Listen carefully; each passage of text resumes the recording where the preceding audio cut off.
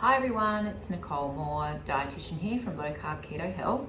Popping in again today to chat about a question that I got asked today, and I thought it was a really good one to talk to you about. And that is when we're on our low carb journey, particularly if we're trying to reverse chronic disease, if we're trying to reverse pre-diabetes because our blood sugars are a little bit elevated, or we have type 2 diabetes, is it okay to have a moment where you do eat some carbohydrate? Will it cause damage? Will it be a problem in the long term? So it's a really great question. And I guess the way I sort of answer that is in a few sections. So it's absolutely okay to enjoy some carbohydrate every now and then. I think the frequency of carbohydrate and sugar in our diet is the problem. If you're frequently consuming a high carbohydrate diet with lots of bread and pasta and rice and heaps of fruit and fruit juices and also sugars, simple sugars may be coming from added sugar in yogurt, added sugar in breakfast cereals and muesli bars.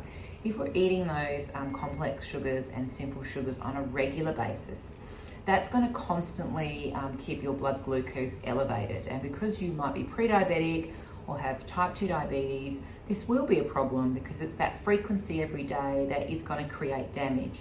You have the chronically elevated blood glucose, and that causes damage. Glucose glycates our cells and creates damage to our cells, and that's where you hear people with type 2 diabetes that might get problems with nerves, or they get problems with their kidneys, they get problems with their eyes, they get amputations. So frequency is a problem.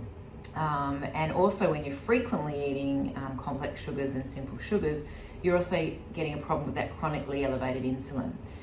When you have a chronic disease and metabolic ill health, the underlying core problem there is also insulin resistance, where you're producing a lot more insulin every time you eat carbohydrate, because the insulin's trying to manage the carbohydrate, and over time it gets worn out, and that chronically elevated insulin causes inflammation.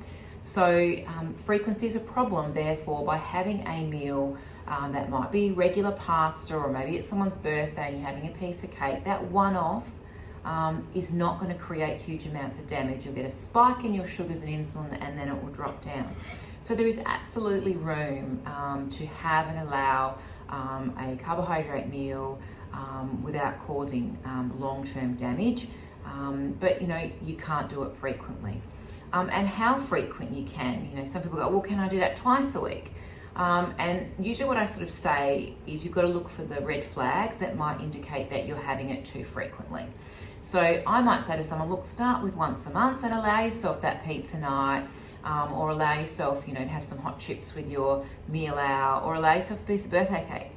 And just make sure that your blood glucose recover, make sure that you feel okay, make sure that any other signs and symptoms that have improved. Maybe it's bloating, maybe it's lethargy and tiredness, maybe it's sugar addiction or cravings and blood sugars, as I mentioned, or maybe it's weight. And then once you realize that, it was all okay, my weight is still stable, and PS, don't weigh yourself the day after your carb meal. Those carbohydrates will make you retain some water, and your scales will temporarily rise. And don't take your blood sugars after that meal, because sure, they are absolutely going to go up. But the damage is that long-term frequency, as I mentioned. So enjoy an occasional, higher carb meal or higher carb treat, and then just get back on track. It may be that you find that if you do it once a week, that you're also okay, that you still continue your wellness journey, that your weight still keeps dropping down, that your blood sugars still keep dropping down. So I think that you just have to look at the signs and work out how frequently you can get away with that. What we've got with some of our clients that go on low carb and they check their levels of ketones, which I guess is a good indication of weight loss, and we're not, again, talking about ketoacidosis. You're not going to have ketone levels of 12s. You're going to have maybe a ketone of 0.5 to 1 or 2. That's a sign that your body's using fat as a fuel, and that's what we're trying to get when we go low carb, is become fat adapted. And so what I see with some people when they're checking those ketones, that they drop out of ketosis when ideally they're having a higher carb meal, and then they come back into ketosis, and that might happen maybe within 24 hours. But for some people, maybe that's actually taking up to 4 days, depending on how insulin resistant and metabolically unwell they are. So I say if you do have that one meal, and then it takes you 4 days to actually reset and get back into sort of weight loss and improving, your blood sugars sort of coming back down again. That if you sort of keep doing little cheats, or, you keep having, I guess the word is a little bit more carbohydrates, so you've had a bit of potato, maybe you've had a yogurt that's got a bit of sugar in it, maybe you've had a juice, and you're doing that sort of every day, then you're never going to kind of reset, because you've already elevated your sugars a bit, your weight stopped dropping, or your insulin's elevated.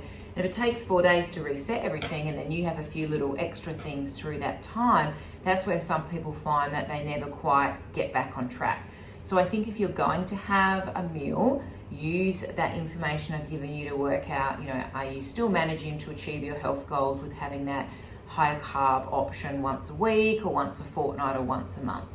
And if the answer is yes, then you've got the right frequency. If the answer is no, then you might need to reduce the amount of times you allow that carbohydrate meal to get to a point where you're enjoying a bit of that sort of high carb stuff that you're missing, but you're still progressing with your weight loss goals. But that short-term meal is not going to do damage. And I usually say, don't make it a carb binging day.